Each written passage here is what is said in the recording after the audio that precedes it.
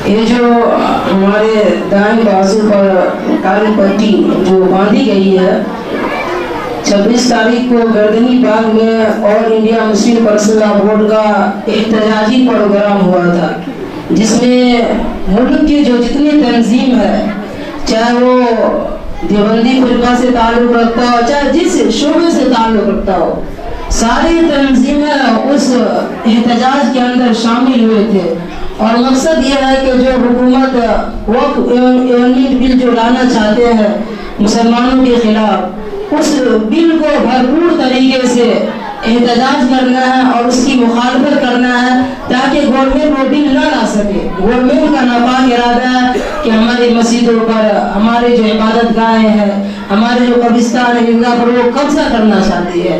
तो इसकी वजह से हुकूमत को बदलाने के लिए हम इसको नहीं चाहते हैं। All India Muslim personal law board ने इस जुमे के बारे में, जुम्मतुल वरा के बारे में कहा था कि हर पूरे इंडिया के अंदर, पूरे हिंदुस्तान के अंदर जहाँ भी मुसलमान आबाद है, सारे मुसलमान जुमा के दिन काली पट्टी को बांधकर हाथ पर आना है और एहतजाज दर्ज कराना है।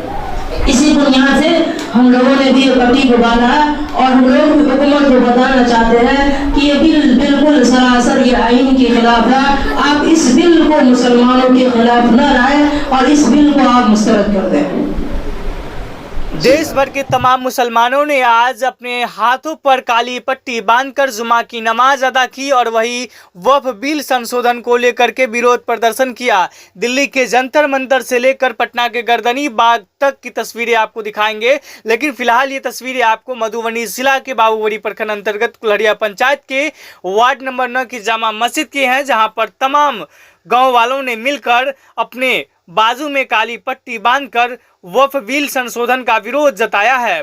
वही सरकार को चेतावनी भी जताई है। जिस तरीके से वक्फ बिल संशोधन को लेकर के बातें चल रही है, उलमाए हिंद के एक आदेश पर तमाम मुसलमान जो है, हिंदुस्तान के मुसलमान लब्बाइक कहते हुए उनके आदेश का पालन करते हुए सरकार को दिखा दिया है कि हम उलमाए दीन की कितनी बातों को मानते हैं और कितना खिदमतगार हैं। वक्फ बिल संशोधन को सरकार को वापस लेनी ही पड़ेगी, जिस तरीके से देश के मुसलमानों ने अपनी आपत्ति जताई है। ये तस्वीरें आप सीधी तौर पर जामा मस्जिद कुल्हड़िया के जानिब से देख रहे हैं, जहां पर तमाम गांव वालों ने इनका विरोध किया है। वही वक्फ बिल संशोधन को लेकर के तमाम खबरें चल रही है और जिस तरीके से मुस्लिम पर्सनल लॉ बोर्ड ने आदेश दिया था, उस आदेश को लब्बाइक कहते हुए तमाम अहले इस्लाम ने उस पर खरा उतरा है और अपने बाजू में काली पट्टी बांधकर विरोध प्रदर्शन किया है, विरोध जताया है और इस कानून को काला कानून बताया है।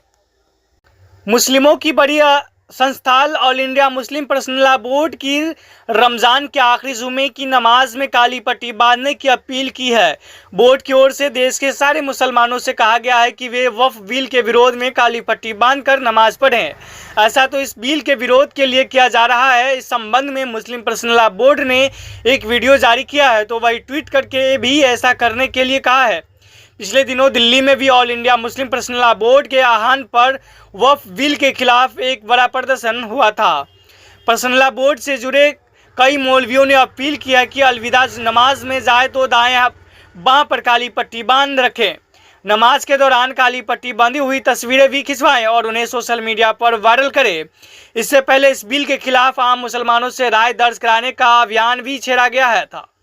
बोर्ड के अध्यक्ष मौलाना खालिद सैफुल्लाह रहमानी की ओर से एक लेटर भी इस संबंध में जारी हुआ है।